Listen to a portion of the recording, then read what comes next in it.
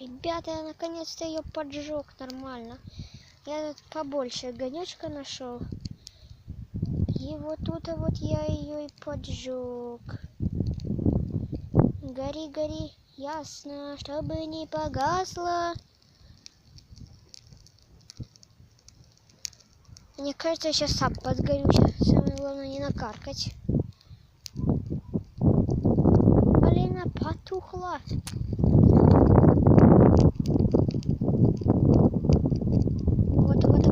Вот огонечек, ребята, огонечек. Вы сейчас видели, небольшой огонечек был.